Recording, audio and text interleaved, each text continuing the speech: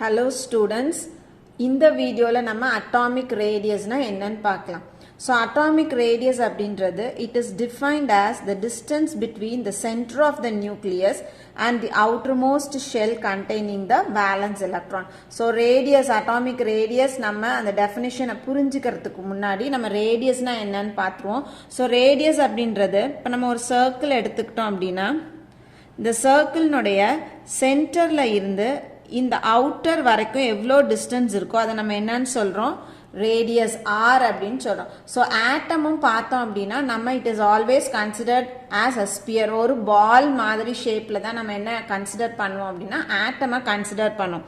So ஒரு ஆட்டமை நம்ம sphere அப்படின்னு எடுத்துக்கிட்டோம் அப்படின்னா அதனுடைய சென்டர்ல இருந்து, ஸோ ஆட்டம்னுடைய சென்டர் எது, நியூக்ளியஸ். அந்த நியூக்ளியஸ்னுடைய சென்டர்ல இருந்து அந்த லாஸ்ட் ஷெல் வரைக்கும் எவ்வளோ டிஸ்டன்ஸ் இருக்கோ அதை வந்து நம்ம ரேடியஸ் ஆஃப் தி ஆட்டம், அதாவது அட்டாமிக் ரேடியஸ். ஸோ இப்போ நம்ம இதை இன்னும் கொஞ்சம் டீட்டெயில்டாக பார்த்தோம் அப்படின்னா ஒரு ஆட்டம் எடுத்துக்கிறோம், ஏதாவது ஒரு ஆட்டம் எக்ஸ் அப்படின்ற ஒரு ஆட்டம் எடுத்துக்கிட்டோம்னா இப்போ அதனுடைய சென்டரில் என்ன இருக்கும், நியூக்ளியஸ் இருக்கும். இந்த நியூக்ளியஸை சுற்றி பார்த்தோம் அப்படின்னா நிறைய ஆர்பிட்ஸ் இருக்கும். ஸோ ஒரு ஆட்டமுக்கு தகுந்த மாதிரி அதில் இருக்கக்கூடிய எலக்ட்ரான்ஸை பொறுத்து ஆர்பிட்ஸ் அமைய போகுது. ஸோ இந்த இடத்துல நான் ஒரு 3 ஆர்பிட்டல் போட்டிருக்கேன். ஸோ இது n is equal to 1, இது n is equal to 2, இது n is equal to 3.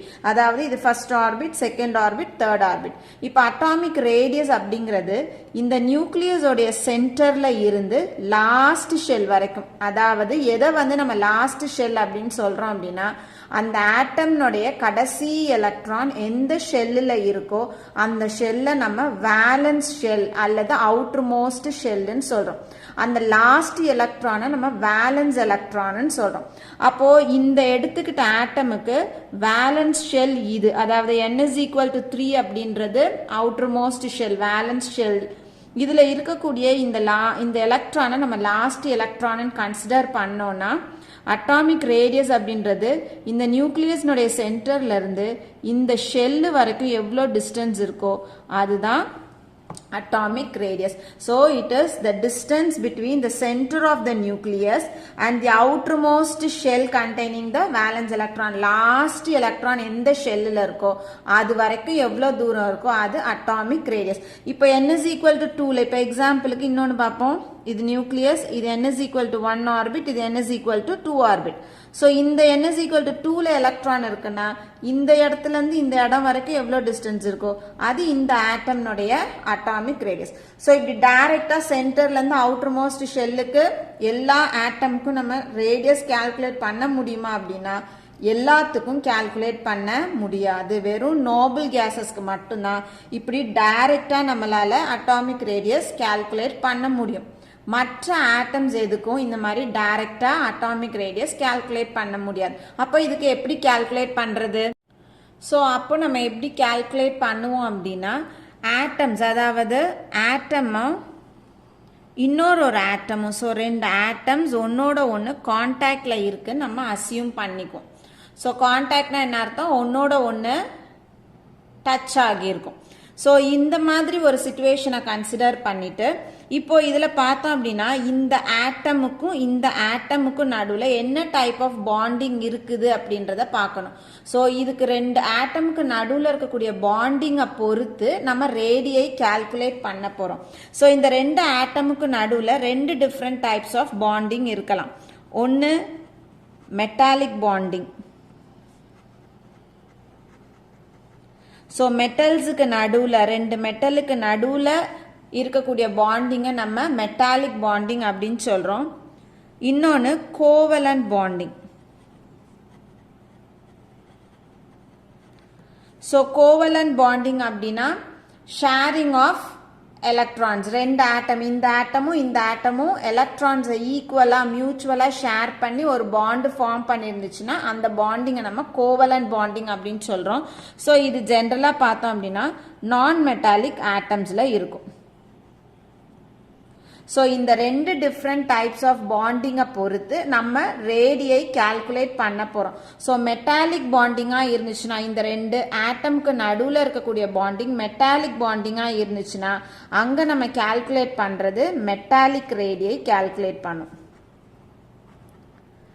இந்த ரெண்டு ஆட்டம்க்கு நடுவில் இருக்கக்கூடிய பாண்டிங் கோவலண்ட் பாண்டிங்காக இருந்துச்சுன்னா அங்கே நம்ம கால்குலேட் பண்ண போகிற ரேடியை கோவலண்ட் ரேடியை. ஸோ ரேடியஸை நம்ம எதை வச்சு கால்குலேட் பண்ண போகிறோம் அப்படின்னா depending on the type of bonding that exist between the two atoms. If the bonding is metallic, then the radii is metallic radii. If the bonding between the two atoms is covalent, then the radii is called covalent radii. So நம்ம first metallic ரேடியைனா என்னன்னு பார்ப்போம். So metallic ரேடியைனா ரெண்டு மெட்டலுக்கு நடுவில் metallic bonding இருக்கணும். So நம்ம ரெண்டு metal consider பண்ணுவோம். So இதுவும் மெட்டல் ஏ, இந்த மெட்டல் கூட டைரக்ட் கான்டாக்ட்ல இருக்கு. ஸோ இந்த மெட்டலினுடைய நியூக்ளியஸுக்கும் இந்த மெட்டலினுடைய நியூக்ளியஸ்க்கும் நடுவில் இருக்கக்கூடிய டிஸ்டன்ஸ். ஸோ இந்த ரெண்டு டிஸ்டன்ஸையும் நம்ம இன்டர் நியூக்ளியர் டிஸ்டன்ஸ் சொல்றோம். இன்டர் நியூக்ளியஸ்னா என்ன அர்த்தம்? இந்த நியூக்ளியஸுக்கும் அந்த நியூக்ளியஸ்க்கும் நடுவில் இருக்கக்கூடிய டிஸ்டன்ஸை நம்ம இன்டர் நியூக்ளியர் டிஸ்டன்ஸ் சொல்றோம். அதை டின்னு எடுத்துக்கும். So d is equal to inter nuclear distance between two metal atoms. அப்போ இந்த ஒரு ஆட்டம்க்கு இந்த சென்டர்ல இருந்து இந்த இடம் வரைக்கும் ரேடியஸ். அதே மாதிரி இந்த ஆட்டம்க்கு இந்த சென்டர்ல இருந்து இது வரைக்கும் ரேடியஸ். அப்ப நம்ம d என்னன்னு எழுதலாம்? d is equal to இங்க ஒரு r இங்க ஒரு r which is equal to 2r. therefore radius is equal to இந்த r is equal to 2 இந்த பக்கம் வந்துச்சுன்னா d by 2 எழுதலாம். ஸோ இதுல இருந்து நம்ம என்ன கன்க்ளூட் பண்றோம்? ஸோ ஆர் அப்படின்றது இந்த டிஸ்டன்ஸ்னுடைய half. So metallic radii is half the distance between the nuclei of adjacent metal atom. So இங்கே என்ன சொல்கிறாங்க? இந்த டிஸ்டன்ஸ்ல இருந்து, அதாவது இந்த இடத்துல இருந்து இந்த இடம் வரைக்கும் இருக்கக்கூடிய டிஸ்டன்ஸ்னுடைய ஹாஃப் வேல்யூ என்னவோ அதுதான் மெட்டாலிக் ரேடியை அப்படின்னு சொல்கிறோம். இப்போ நம்ம அடுத்தது கோவலண்ட் ரேடியை பார்க்கலாம். ஸோ அடுத்தது நம்ம பார்க்க போகிறது கோவலண்ட் ரேடியை. இப்போ இதுக்கு முன்னாடி மெட்டாலிக் ரேடியை கால்குலேட் பண்ணோம். அதே மாதிரியே இப்போ நம்ம கோவலண்ட் ரேடியை கால்குலேட் பண்ண போகிறோம். ஸோ கோவலண்ட் ரேடியை எப்போ நம்ம கால்குலேட் பண்ணுவோம்? ரெண்டு ஆட்டம்க்கு நடுவில் இருக்கக்கூடிய பாண்டு கோவலண்ட் பாண்டாக இருந்ததுன்னா அங்கே நம்ம கோவலண்ட் ரேடியை கால்குலேட் பண்ண போகிறோம்.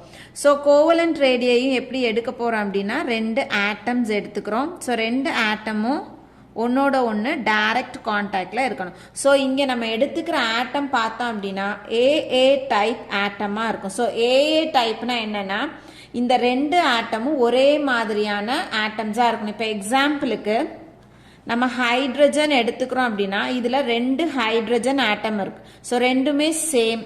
இன்னொரு எக்ஸாம்பிள் HCl எடுத்துக்கிட்டோம் அப்படின்னா ஹைட்ரஜன் வேற குளோரின் வேற. ஸோ இது ஏஏ டைப் கிடையாது. ஆனால் ஏஏ டைப்னா ரெண்டு ஆட்டமும் சேமா இருந்தது அப்படின்னா அதை நம்ம ஏஏ டைப்னு சொல்றோம். இப்போ நம்மளுக்கு சிலபஸ்ல வெறும் ஏஏ டைப்பினுடைய கோவலண்ட் ரேடியை கால்குலேஷன் கொடுத்துருக்காங்க. ஸோ இந்த மாதிரியான கோவலண்ட் பாண்டிங் இருக்கக்கூடிய ரெண்டு ஆட்டம்க்கு நடுவில் எப்படி நம்ம ரேடியை கால்குலேட் பண்ணலாம் அப்படின்னா, இந்த ஆட்டம்னுடைய சென்டர்ல இருந்து அடுத்த ஆட்டம்னுடைய சென்டர் வரைக்கும் இருக்கக்கூடிய டிஸ்டன்ஸ். ஸோ இந்த டிஸ்டன்ஸை நம்ம என்னன்னு எழுதுறோம்? D. So d is equal to inter nuclear distance. So இந்த நியூக்ளியஸுக்கும் இந்த நியூக்ளியஸுக்கும் நடுவில் இருக்கக்கூடிய டிஸ்டன்ஸ், அதை inter nuclear distance between the two atoms that are covalently bonded.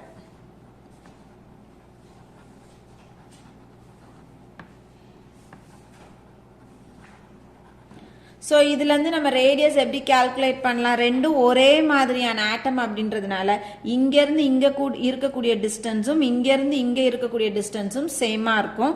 So இதுலேருந்து இது வரைக்கும் இருக்கிற ரேடியஸை ஆறுன்னு எடுத்துக்கிறோம். இதுலேருந்து இது வரைக்கும் இருக்கக்கூடிய ரேடியஸை ஆறுன்னு எடுத்துக்கிறோம். So d is equal to நம்ம என்னன்னு எழுதலாம்? 2r எழுதலாம். Therefore d is equal to 2r. So இதுலேருந்து r is equal to d by 2ன்னு எழுதலாம். ஸோ இந்த டிஸ்டன்ஸில் இருந்து half வேல்யூ எவ்வளோ வருதோ அதுதான் கோவலண்ட் ரேடியை. ஸோ டெஃபினிஷனாக நம்ம எழுதுகிறோம் அப்படின்னா, so it is defined as half the distance between the adjacent nuclei of two covalently bonded atoms of the same element in a molecule. இப்போ இதுக்கு நம்ம ஒரு எக்ஸாம்பிள் பார்த்தோம் அப்படின்னா, நம்மளுக்கு புக்கில் ஹைட்ரஜன் மாலிக்யூல் கொடுத்துருக்காங்க. ஸோ ஹைட்ரஜன் மாலிக்யூல்னுடைய இன்டர் நியூக்ளியர் டிஸ்டன்ஸ், அதாவது இது ஒரு ஹைட்ரஜன், இது ஒரு ஹைட்ரஜன். ஸோ இந்த நியூக்ளியஸ்லேருந்து இந்த நியூக்ளியஸ் இருக்கு, அதாவது இன்டர் நியூக்ளியர் டிஸ்டன்ஸ் எவ்வளோ கொடுத்துருக்காங்க அப்படின்னா D is equal to 0.74 Armstrong கொடுத்துருக்காங்க. ஸோ இந்த வேல்யூ எவ்வளோ இருக்கு அப்படின்னா 0.74 ஆம்ஸ்ட்ராங். ஸோ இதுலேருந்து நம்ம R எப்படி கால்குலேட் பண்ணுவோம்? R is equal to D/2. So Dயோட value 0.74 divided by 2 is equal to 0.37 Armstrong.